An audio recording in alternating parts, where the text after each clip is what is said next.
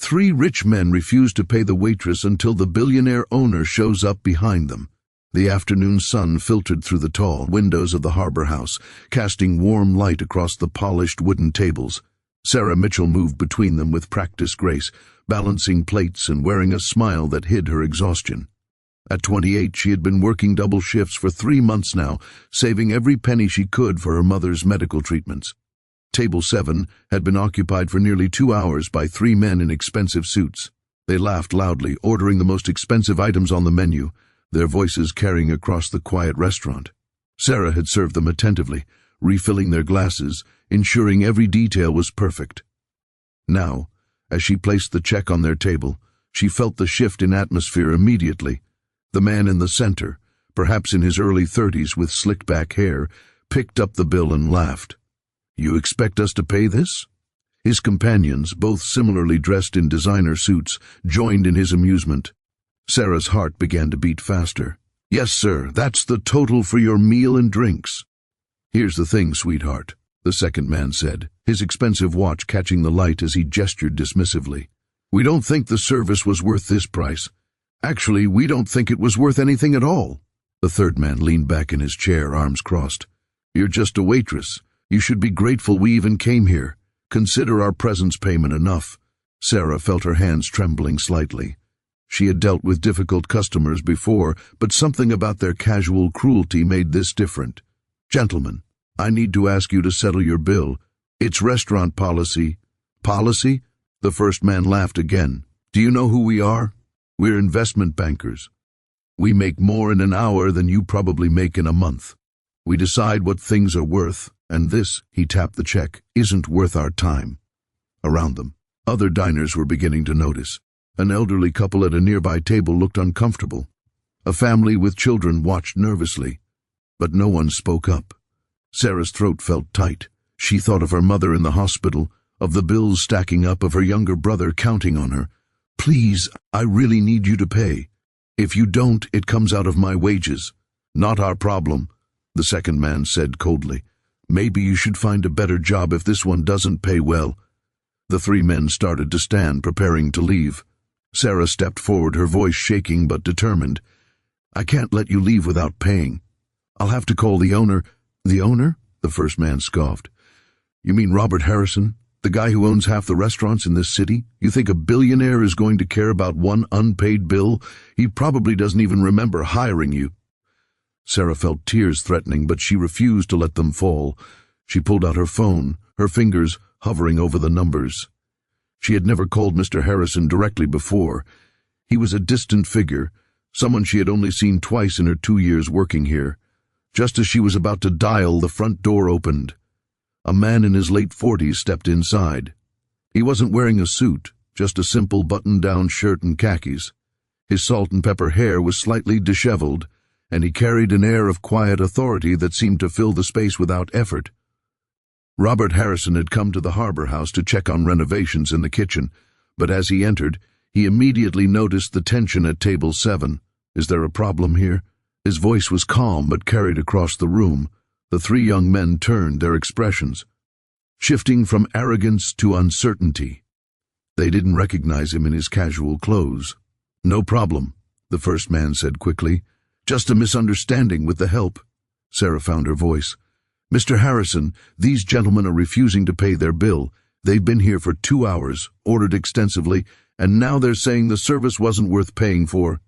Robert looked at Sarah, seeing the barely concealed distress in her eyes, then turned his full attention to the 3 men. "I see. And you are?" "We're investment bankers," the second man said, trying to regain his confidence. "We bring business to places like this. We shouldn't have to pay for substandard service."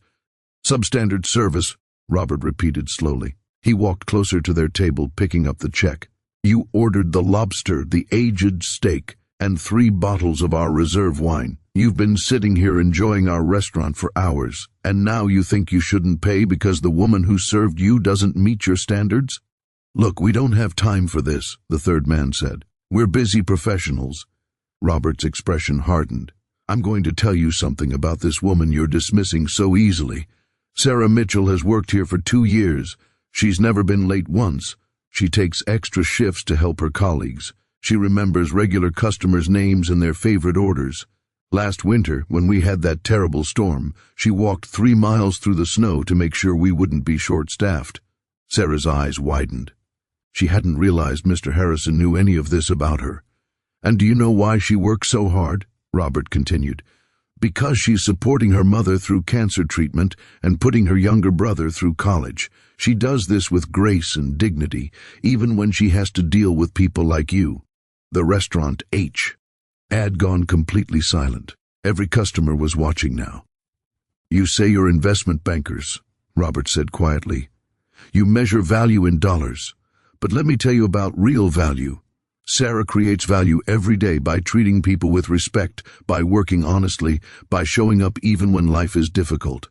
That's worth more than any portfolio you manage." The first man's face had turned red. We didn't know." "You didn't want to know," Robert corrected. "You saw someone in a server's apron and decided she wasn't worth your basic human decency. You thought your money made you better than her. But it doesn't. It never will." He pulled out his own wallet and placed several bills on the table. "This covers their meal and leaves Sarah a generous tip. But you 3 are going to pay me back, every cent, plus a donation to the hospital fund for Sarah's mother. And you're going to write Sarah a proper apology." "And if we refuse?" the second man asked weakly. Robert smiled, but it didn't reach his eyes. "Then I'll make sure every restaurant owner in this city knows your names and your faces.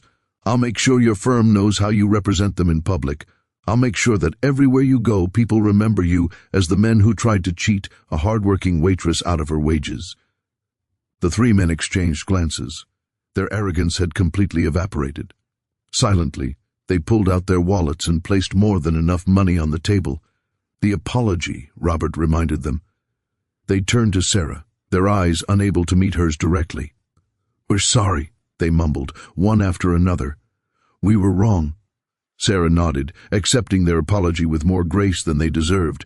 As the 3 men left, walking quickly with their heads down, the restaurant erupted in quiet applause.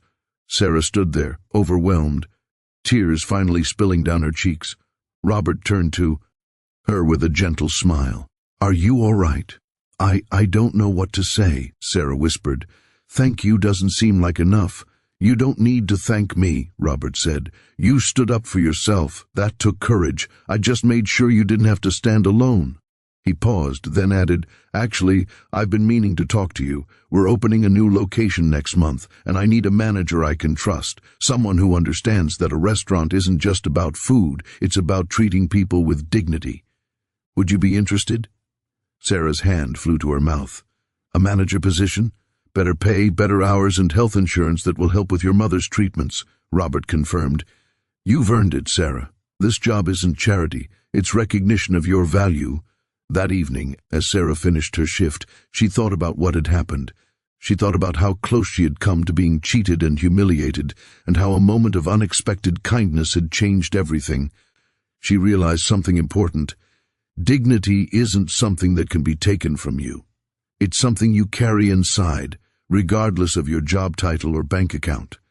And sometimes, when you stand up for what's right, even when you're afraid, the world notices. 3 weeks later, Sarah started her new position as manager of the Harbor House East. Her mother's treatments were going well, fully covered by her new health insurance. Her brother called to tell her he had made the dean's list, and every time she walked through her restaurant, she remembered that afternoon. She remembered that kindness and respect cost nothing but mean everything. She made sure every member of her staff knew they were valued, that their dignity mattered, that they would never have to face cruelty alone.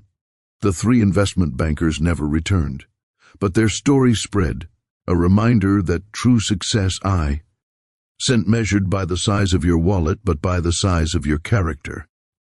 If this story touched your heart and reminded you of the importance of treating everyone with dignity and respect, please take a moment to like this video and share it with someone who needs to hear this message today. Subscribe to our channel for more stories that celebrate kindness, courage, and the quiet heroes among us. And leave a comment below telling us about a time when someone stood up for you, or when you found the courage to stand up for what was right.